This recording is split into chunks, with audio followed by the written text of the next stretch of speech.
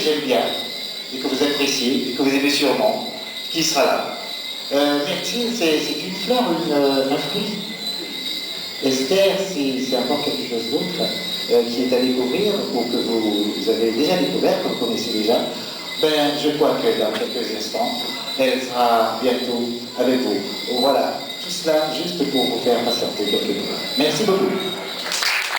À tous et à toutes, nous sommes vraiment contents de vous avoir avec nous ce soir à cette 4e édition du Festival d'Ilo Jazz. Il faut rappeler que l'objectif de cette 4e édition, c'est justement d'ouvrir ses portes à un horizon le plus large que possible et surtout à une scène afro-caribéenne qui elle aussi va accueillir des artistes du coin, de l'île, mais aussi des artistes internationaux. Alors ce soir, je suis vraiment contente parce que Lucille Marignal de la Bibliothèque de la Croix m'a proposé d'intervenir, de faire des propositions sur cette lecture de ce soir, et elle la voulait intergénérationnelle, mais elle la voulait aussi ouverte à tous, à toutes, afin que justement des rencontres au sein d'Ilo Jazz ne soient pas l'élite destinée à un noyau, mais accueillent un public le plus diversifié que possible, du jazz pour tous, et c'est ça qui m'a plu. Alors bien entendu, je ne suis pas seule ce soir. Alors, Phrasé en musique est né de cette impulsion. Et au programme de la soirée, nous allons honorer des hommes, des femmes qui nous ont précédés. Certains sont encore en vie, d'autres sont partis déjà.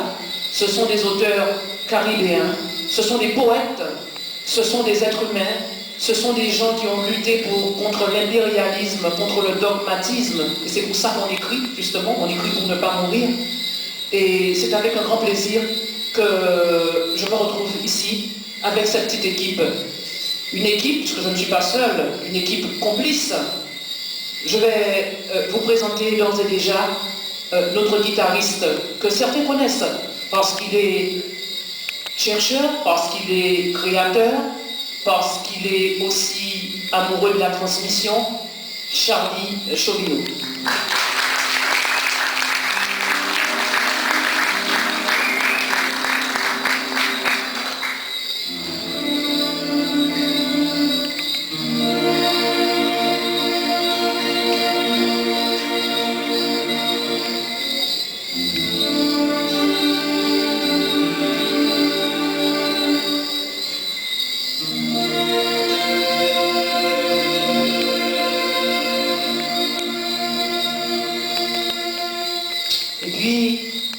Il y a Charlie, et il y a aussi un homme,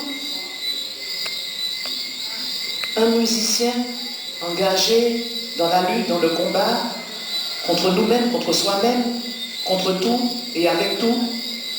Un être qui, dans une certaine discrétion, chemine, il continue de cheminer, il a cette simplicité, cette sagesse à accueillir les choses. Je vais simplifier, je dirais, il ne se prend pas pour un autre, et il est là. C'est aussi l'ami de toujours, je vous l'avoue, puisque nous avons grandi dans le même quartier, au Rézé. Max, qui a tué, percussionniste embrouillé.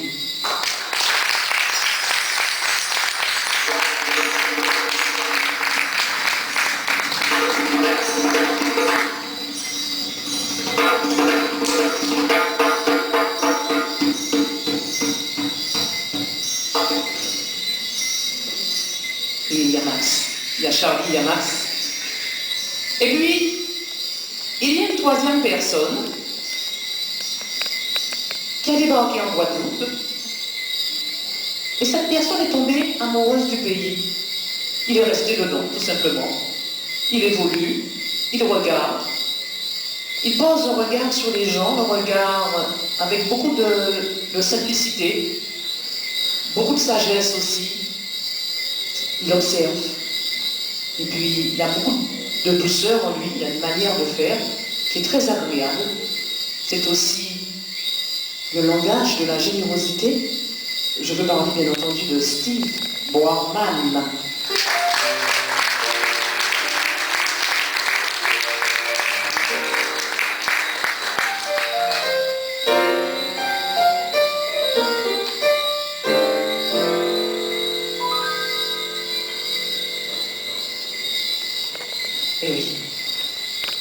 Ce soir, je suis un peu ému, hein, donc, ça j'ai du mal à le cacher.